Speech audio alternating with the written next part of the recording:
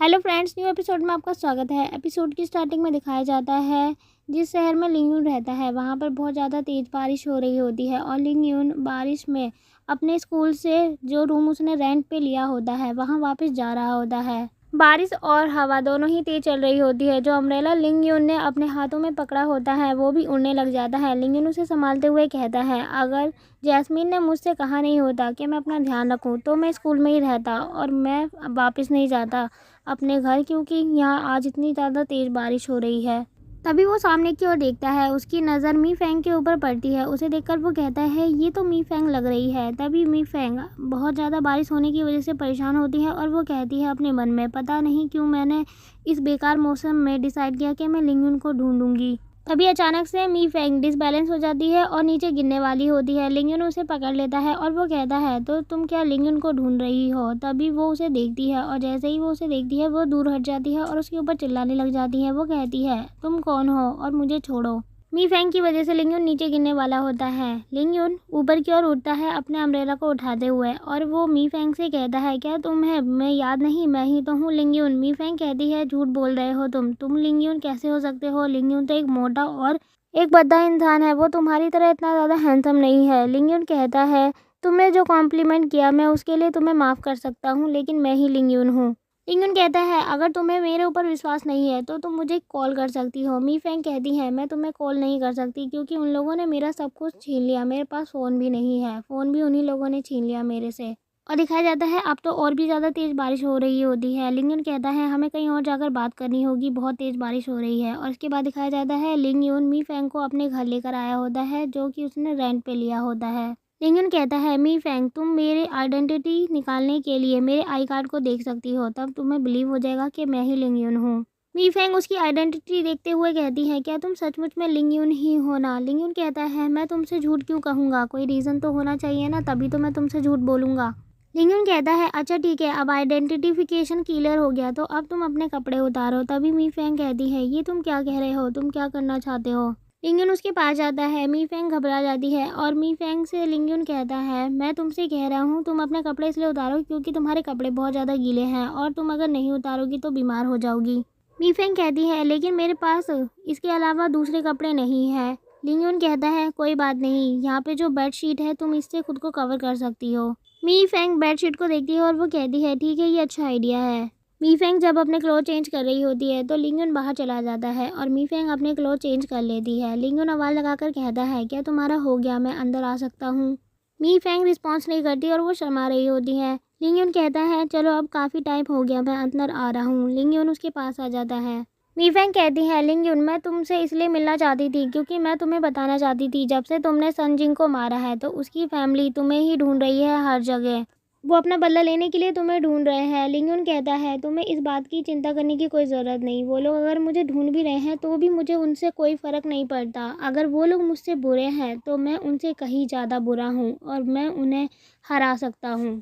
तभी मी Feng bed के ऊपर से उठती है और उसके ऊपर चिल्लाते हुए कहती है, तुम मेरी बात का विश्वास करो, तुम जितना हल्के में संजिंग फैमिली को ले रहे हो वो इतने हल्के वाली नहीं है, वो एक मास्टर वाली फैमिली है और तुम्हारे साथ कुछ भी कर सकती है, तुम आसानी से उन्हें हैंडल नहीं कर सकते। तभी लिंग यून उसे देखता है, उसके चार्म को देख के उसकी नाक से ब्लड बाहर आने लग जाता है। मी फेंग खुद को फिर से कवर कर लेती है और बेड पे लेट जाती है। वो कहती है, मैं बस इतना ही कहना चाहती हूँ कि तुम सावधान रहना उन लोगों से। लिंग यून कहता है, तुम चिंता मत करो, मुझे तो नहीं लगता कि वो लोग मेरे पास पहुँच भी पाएंगे, उन्हें बहुत ज़्यादा डर होगा मेरे तक पहुँचने का भी, क्योंकि वो लोग मेरे ओपोनेंट है ही नहीं। इसके बाद हमें कुछ लोगों को दिखाया जाता है, वो लोग इन्वेस्टिगेशन कर रहे होते हैं और उनमें से दो लोग कार के अंदर बैठे होते हैं और एक बंदा फ़ोन पे बात करते हुए कहता है, हमें लिंग यून का पता चल गया है, अब हमें नेक्स्ट क्या करना चाहिए बताइए।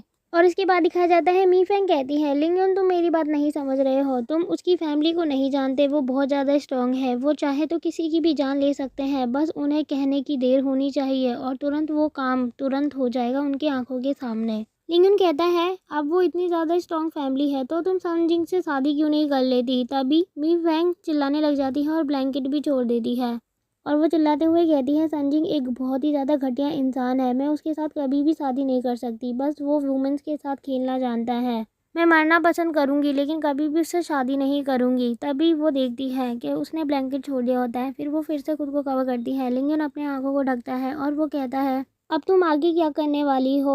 मी फेंग कहती है मुझे नहीं पता, मैं अपने घर से भाग कर आई हूँ और जैसे ही वो लोग मुझे ढूंढ लेंगे तो मुझे भी वो लोग अपने साथ ले जाएंगे। मुझे तो कुछ समझ ही नहीं आ रहा कि मैं क्या करूँ। लिंगुन कहता है अगर ऐसी बात है तो तुम कुछ समय के लिए मेरे साथ मेरे घर में रह सकती हो, मैं तुम्हें प्रोटेक्ट करूँगा।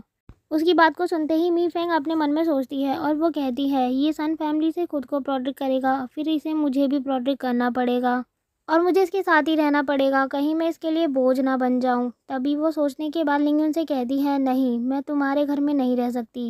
लिंगुन कहता है अगर ऐसी बात है तो हमें कोई दूसरा रास्ता फॉलो करना चाहिए। मी फेंग कहती है ये तुम क्या कह रहे हो, हमें कुछ और ट्राई करना चाहिए, ये कुछ ज़्यादा ही जल्दी नहीं हो जाएगा। और वो शर्माने लग जाती है। तभी लिंगुन कहता है कुछ भी जल्दी नहीं हो रहा, तुम्हें यहाँ पर फ्री में खाना और रहने की जगह नहीं दी जाएगी, तुम्हें इसके बदले पूरे घर का काम करना पड़ेगा। उसकी बात सुनते ही मी फेंग सोचने लग जाती है और वो कहती है इतनी ब्यूटी क्वीन इसके सामने है और ये मुझसे अपने घर का काम करवाना चाहता है। और वो खुद को देखते हुए कहती है लगता है मैं कुछ ज़्यादा अट्रैक्टिव नहीं हूँ शायद इसलिए। और वहीं लिंग यून खड़ा होकर मुस्कुरा रहा होता है। मी फेंग अपने कपड़े पहनती है और लिंग यून उससे कहता है अब तुम्हें यहाँ पर कुकिंग करनी होगी और पूरे घर को साफ करना होगा, और बताओ अगर तुम्हें इसके अलावा कुछ और करना आता है तो। लिंग यून से मी फेंग कहती है मैंने जिनचैंग यूनिवर्सिटी से ग्रेजुएशन की है फाइनेंस एंड इकोनॉमिक में, और मुझे सर्टिफिकेट भी मिला है पब्लिक अकाउंटेंट और फाइनेंशियल एक्टरी का। जब वो बोल रही होती है लिंगन उसे देखता है। लिंगन कहता है अगर ऐसी बात है तो इसका मतलब ये है तुम मेरे लिए पैसे कमा सकती हो। वो कहती है हाँ, लेकिन उसके लिए मुझे थोड़ा सा अमाउंट पैसों का भी चाहिए होगा और उसके साथ एक कंप्यूटर, तभी मैं ये कर पाऊँगी। लिंगन कहता है ठीक है, अब ये लो तुम चेक और इसमें चेक कर लो कि कितने रुपए हैं, और इतना तुम्हारे लिए सफिशिएंट तो होगा ही। लिंगन जब वो चेक दे रहा होता है मी फेंग उससे कहती है अच्छा तुम तो एक यूनिवर्सिटी में पढ़ने वाले स्टूडेंट हो, तुम्हारे पास ज़्यादा पैसे तो नहीं होंगे, फिर भी बताओ कितना है तुम्हारे पास। लिंगन कहता है मेरे पास 1 मिलियन है। जब वो उसकी बात को सुनती है वो कहती है तुम्हारे पास इतने सारे पैसे कहाँ से आए, तुम तो एक स्टूडेंट हो। लिंगन कहता है ये पैसे मैंने खुद ही कमाए हैं। तभी मी फेंग उस चेक को देखते हुए कहती है ठीक है, फिर मैं तुम्हें इस पैसे के डबल पैसे करके दूंगी। लिंगन कहता है अगर ऐसी बात है तो तुम मेरे लिए बहुत सारे पैसे अर्न कर दो ताकि मैं एक नहीं दो दो अच्छे अच्छे विला ले पाऊँ।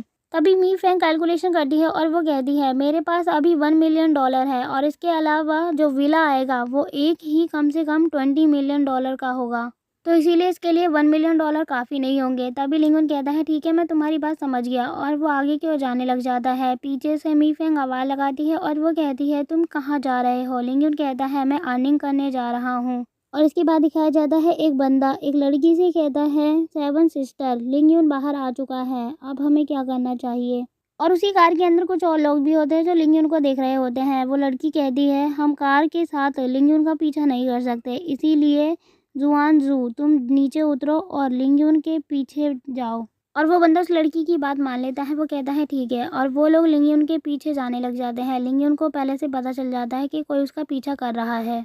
लिंगन अपने मन में कहता है आगे की ओर बढ़ते हुए मुझे लगता है कि मैं इन लोगों के ज़रिए कुछ पैसे कमा सकता हूँ। और इसके साथ ही एपिसोड यहीं ख़त्म होता है। थैंक्स फॉर वॉचिंग गाइस, और कमेंट में बताओ आपको वीडियो कैसी लगी। अगर आप इसका नेक्स्ट एपिसोड देखना चाहते हैं तो प्लीज़ सब्सक्राइब कीजिए हमारे चैनल को, और मैं आपके लिए जल्द ही हाजिर होंगी न्यू वीडियो के साथ, तो प्लीज़ सब्सक्राइब द चैनल।